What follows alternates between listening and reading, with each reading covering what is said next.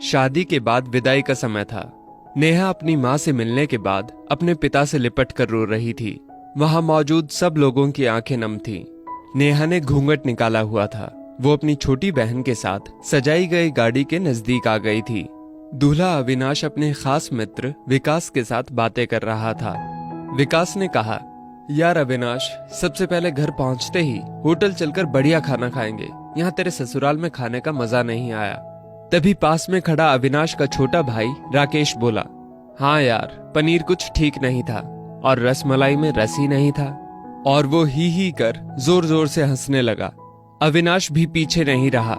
अरे हम लोग होटल चलेंगे, जो खाना है खा लेना, मुझे भी यहाँ खाने में मजा नहीं आया, रोटियां भी गर्म नहीं थी। अपने पति के मुंह से ये शब्द सुनते ही नेहा, जो घूंघट में गाड़ी में बैठने ही जा रही थी, वापस मुड़ी, गाड़ी के दरवाजे को जोर से बंद किया और घूंघट हटाकर अपने पापा के पास पहुंची। अपने पापा का हाथ अपने हाथ में लिया और बोली, मैं ससुराल नहीं जा रही हूँ पिताजी, मुझे शादी मंजूर नहीं। ये शब्द उसने इतनी जोर से कहे कि सब लोग हक्के बक्के रह गए। सब नजदीक आ गए। नेहा के ससुराल वालों पर तो जैसे पहाड़ टूट पड़ा। मामला क्या था, ये किसी की समझ में नहीं आ रहा था।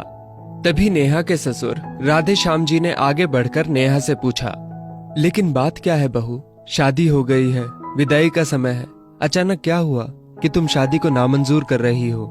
अविनाश की तो मानो दुनिया उजड़ने जा रही थी। वो भी नेहा के पास आ गया, अविनाश के दोस्त भी। सब लोग जानना चाहते थे कि आखिर ऐन वक्त पर क्या हुआ कि दुल्हन ससुराल जाने से मना कर रही है।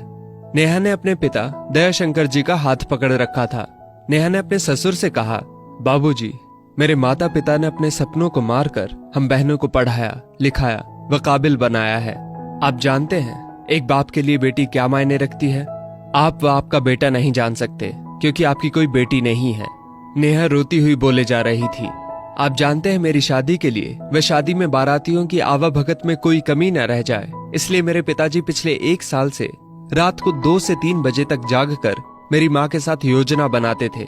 खाने में क्या बनेगा, रसोइया कौन होगा। पिछले 1 साल में मेरी माँ ने नई साड़ी नहीं खरीदी, क्योंकि मेरी शादी में कमी न रह जाए। दुनिया को दिखाने के लिए अपनी बहन की साड़ी पहनकर मेरी माँ खड़ी है। मेरे पिता की इस 150 रुपए की नई शर्ट के पीछे बनियान में 100 छेद हैं। मेरे माता पिता ने कितने सपनों को मारा होगा, ना अच्छा खाया ना अच्छा पिया, बस एक ही ख्वाहिश थी कि मेरी शादी में कोई कमी ना रह जाए। आपके पुत्र को रोटी ठंडी लगी, उनके दोस्तों को पनीर में गड़बड़ लगी व मेरे देवर को रसमलाई में रस नहीं मिला।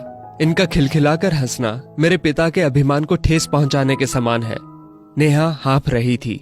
नेहा के पिता ने रोते हुए कहा, लेकिन बेटी, इतनी छोटी सी बात। नेहा ने उनकी बात बीच में ही काटी और बोली, ये छोटी सी बात नहीं है पिताजी, मेरे पति को मेरे पिता की इज्जत नहीं। रोटी क्या आपने बनाई?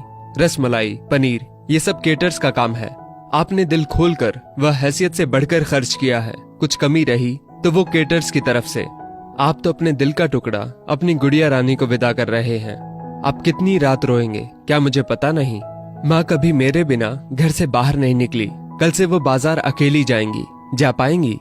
जो लोग पत्नी या बहू लेने आए हैं वो खाने में कमियां निकाल रहे हैं। मुझ में कोई कमी आपने नहीं रखी। ये बात इनकी समझ में नहीं आई। दयाशंकर जी ने नेहा के सिर पर हाथ फिराया। अरे पगली, बात का बतंगड़ बना रही है। मुझे तुझ पर गर्व है कि तू मेरी बेटी है, लेकिन बेटा, इन्हें माफ कर दे। तुझे मेरी कसम, शांत हो जा। तभी अविनाश ने आकर दयाशंकर जी के हाथ पकड़ लिए। मुझे माफ कर दीजिए बाबूजी, मुझसे गलती हो गई। मैं उसका गला बैठ गया था, रो पड़ा था वो। तभी राधे श्याम जी ने आगे बढ़कर नेहा के सिर पर हाथ रखा। मैं तो बहू लेने आया था, लेकिन ईश्वर बहुत कृपालु है, उसने मुझे बेटी दे दी। वह बेटी की अहमियत भी समझा दी। मुझे ईश्वर ने बेटी नहीं दी, शायद इसलिए कि तेरे जैसी बेटी मेरे नसीब में थी। अब बेटी, इन नालायकों को माफ कर दे। मैं हाथ जोड़ता हूँ तेरे सामने, मेरी बेटी नेहा मुझे लौटा दे। और राधे श्याम जी ने सचमुच हाथ जोड़ दिए थे। वह नेहा के सामने सिर झुका दिया। नेहा ने अपने ससुर के हाथ पकड़ लिए। बाबूजी, राधे श्याम जी ने कहा। बाबूजी नहीं, पिताजी। नेहा भी भावुक होकर राधे श्याम जी से लिपट गई थी। दयाशंकर जी ऐसी बेटी पाकर गौरव की अनुभूति कर रहे थे। नेहा अब राजी खुशी अपने ससुराल रवाना हो गई थी। पीछे छोड़ गई थी आंसुओं से भीगी अपने माँ पिताजी की आंखें, अपने पिता का वो आंगन जिस पर कल तक वो चहकती थी, आज से इस आंगन की चिड़िया उड़ गई थी किसी दूर प्रदेश में और किसी पेड़ पर अपना घरौंदा बनाएगी। एक बेटी माँ बाप का अभिमान व अनमोल धन होती है, पराया धन नहीं। कभी हम शादी में जाएं तो ध्यान रखें कि पनीर की सब्जी बनाने में एक पिता ने कितना कुछ खोया होगा व कितना खोएगा। अपना आंगन उजाड़कर दूसरे के आंगन को महकाना कोई छोटी बात नहीं। बेटी की शादी में बनने वाले पनीर, रोटी या रसमलाई पकने में उतना समय लगता है जितनी लड़की की उम्र होती है। ये भोजन सिर्फ भोजन नहीं, पिता के अरमान व जीवन का सपना होता है। बेटी की शादी में बनने वाले पकवानों में स्वाद कई सपनों के कुचलने के बाद आता है वह उन्हें पकने में सालों लगते हैं। बेटी की शादी में खाने की कद्र करें।